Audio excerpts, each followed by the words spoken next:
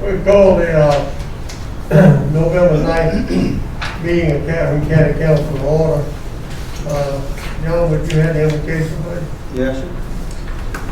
Lord, for your presence, we give you praise. We just ask that you will guide us in our decisions for the men and women of Calhoun County to do the best things in their favor, Lord. We just give you praise for wisdom that you and guide us with. In Jesus' name, amen. Amen. Have a motion, we approve the minutes of October 12th, regular meeting.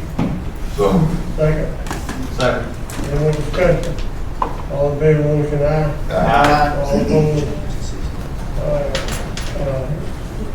Dan, you got a committee report? None. Ken? None. Steve? No, sir. John? No. How about appointments? Any of y'all got any appointments? No, sir. Okay, no proclamations. October. Good evening. Can I take this off Yep. Mr. Chairman, members of council, John and staff, I just want to thank you for your support. It's been a tough 7 going on 8 months. I tell people for the last 8 months I've been on a hamster wheel. I get up, go to work, get on the phone, do Zoom meetings, respond to emails, then I come home and do the same. It's good to be out and about amongst some people and see some regular faces here. I just wanted to certainly thank John for his support. He and I have had some conversations since he began as county manager and had the opportunity to work with him in Orangeburg. And so really excited about what he brings to the county. Just a couple quick updates. We started classes this fall semester on August 17th. Our faculty and staff reported and worked in the offices beginning on August 10th. And those courses began online with the exception of those courses that had some kind of lab or clinical component. So our advanced manufacturing and nursing program, some of the health science programs, so, those students were coming in small groups. September 21st, we allowed some students to return in small groups. We require folks to wear masks, and we set up classes so that they're socially distanced, and we've had minimal risk and minimal exposure to students and faculty and staff on campus.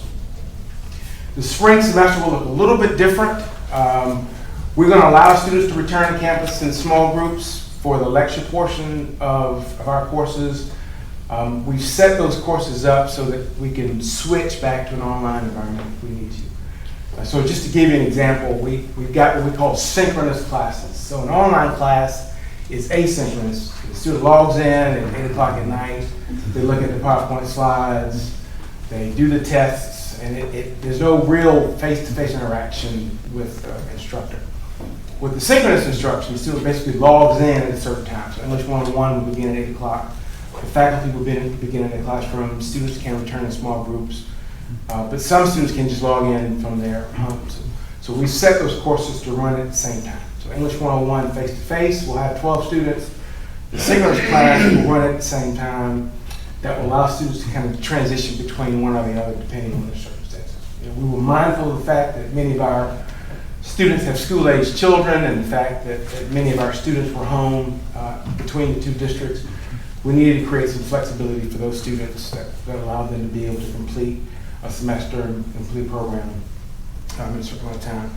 So, but we do think that that's going to be important for us as we begin to provide a high-quality academic experience for our students. The other thing that ties to that high-quality academic experience is we've got a goal to increase the number of students that participate in work-based learning experiences. So for us, those are apprenticeships for adults and youth apprenticeships for our early college students, who are high school students that are taking college credit courses with us. We had a signing day last month where we recognized 4 of our high-achieving early college students who will begin their career in manufacturing. So 3 from the Orangeburg district and 1 from Calhoun County High School, who will be a youth apprentice in welding at Nephron Pharmaceuticals. So not only are these students getting a good quality education, they're also getting some valuable work experience throughout their experience with us. The goal is that those students would graduate high school, they would work full-time during the summer at these businesses, and then the following fall, They will become traditional college-age students with us, but we'll continue that relationship with their employer. So we're looking to expand that into the spring. We have decided to hire 2 youth apprentices on campus at OC Tech. The City of Orangeburg and DPU have agreed to do so as well. We've talked with Chad Louder at Tri-County about setting up a similar type program for folks interested in becoming linemen as a way for Chad to build a pipeline into those occupations on campus. We've got two big capital projects going on campus now. One is Building A is the administration building. We've got a dehumidification project that will reduce the humidity and provide a good environment for our employees. Also, the K building, which is the former nursing building with the addition of the nursing facility back in the spring. We've turned our attention to renovating that space to be able to allow for more students to enroll in our health science programs, which brings me to paramedic. I talked with you all the last time I was here about the plans for us to offer that paramedic program in addition to the EMT. But given the circumstances with the pandemic, we put that on hold. It is a program that we plan to offer, and we hope to be able to do that fairly soon. And then lastly, we've got graduation scheduled for December 15th. We had a drive-through graduation for students back in the summer, but we really thought we needed to have some graduation exercises for our graduates to celebrate their academic achievement. That's December 15th. We're going to have 5 scheduled that day, 1 every hour. Do it by divisions. It's going to be a long day for me, but certainly an opportunity for us to recognize our students and celebrate their achievements at OC Tech. I'm certainly available if any questions, but it was customary for me to be here to give you a quick update about what's happening at the college and certainly give me a chance to get out of the office and have some face-to-face interaction with the public. Anybody got any questions? Scott, you got any? I do. Hey, Walt, the paramedic, definitely got to follow through on that. I know that right now it's not a good time, but at the same time, I know Orangeburg County and Calhoun County we're having a hard time finding those. And we wanted to talk about maybe some homegrown opportunities to try to get some of these kids to come into that field. And then the other thing is, Walt, I know years past we talked about after nursing, advanced manufacturing. Yep. Has there been any movement on that as far as building an advanced manufacturing facility? Well, so the first thing, the paramedic is a priority for us. So I've heard you and I've heard Harold loud and clear, so that's going to be something that we are attempting to move forward on very quickly. Advanced manufacturing, we had a line item in this past year, well, I guess this current year's budget for $2 million to renovate machine tool. That was kind of the first phase of us getting to a new facility. So it is on the list as well. We've talked with the delegation about the need for a facility like that's world-class. It allows us to not only train for folks, but allow some companies that are coming to either one of the 2 counties to kind of get that business off the ground, kind of an incubator. That's right. So that is on the books. It is listed as a priority for us on the CPIP, which is where we send out our capital projects to the state. So 2 big priority items for us moving forward. Thank you. And then I'll retire. I don't know about that. Thank you. All right. Thank you all. Thank you so much. Appreciate what you're doing over there. Appreciate all your support.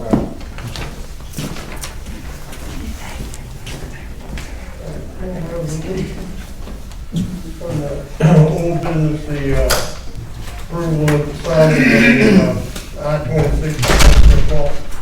John? Yes, sir. You have that in front of you. This is a snippet of what the design looks like, and this is just for design. So this approval is not to move forward with construction. I just wanted you to take a look at it, take it home with you, tell me what you like, what you don't like. We can make some changes. Originally, in the original design, we had all of the company nameplates at the bottom of the big monument sign. The problem with that is driving 70, 75, 80 miles an hour on the interstate, you're not going to see that. So I would rather give them some love at the very entrance by having that standalone sign as they come in. Anybody that comes into the park will see who the tenants are. But we are running pricing on this now and looking to put it out for bid shortly. But I do want your input, if you don't mind, later on, you can just send me an email, give me a call. So this is not on for approval? No, sir, it's not. It's just for your review prior to moving forward. Okay, this good then? All right, any other old business come up? Anybody have any old business come up? Okay, on the new business, the annex building, roofing. Yes, sir.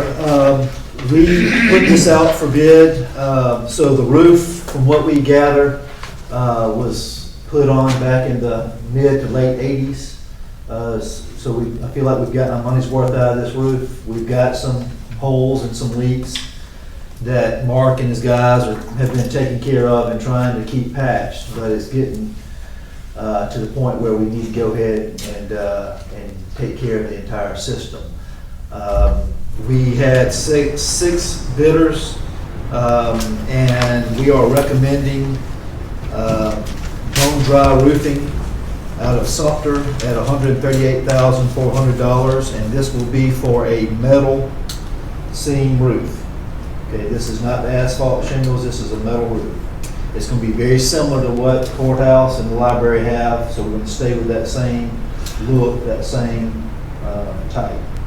So they, an engineer, they have the engineer? Yes, sir. Yes, sir. The engineering is included in that figure? Yes, sir, it is. Okay. The only thing that's not included that may change is, of course, when they pull the asphalt shingles off, there may be some underlayment that needs to be replaced, and then that's a per sheet price, and so that's the only additional that there will be. This is also including disposal, so of all the old materials, demolition of all the old materials. So the name is Bone Dry? Bone Dry, yes, sir. So it used to be, It used to be Fort Roofing. yes, sir, that's it. It used to be Fort Roofing out of something. Will Fort, yes, sir, we're familiar with them. They've done a good bit of work around this area, and they do a lot of county work. Fort Roofing, yes, sir. All right, Mr. Chairman, I move that we move forward, that we accept the bid from Bone Dry Roofing for $138,400 on the roof. Okay, can I have a second to that? Second. All right, any more discussion on the roofing? All in favor of the motion, aye? Aye. All opposed? Okay. All right. Anybody have any other new business? Please come up.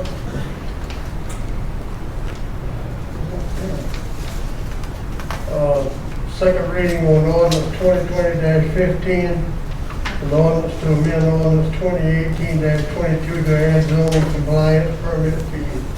Have a motion to approve second reading? So moved. Second. Who second that?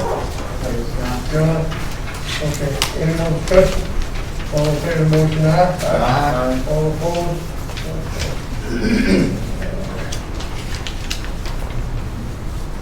First reading by title only of ordinance 2020-16, an ordinance to amend chapter 6, article 2 of the Code of Ordinances for Calhoun County Animal Control. I have a motion that we approve that. So moved. Second? Second. Any more discussion? All in favor of the motion, aye? Aye. All opposed? Okay. All right. John?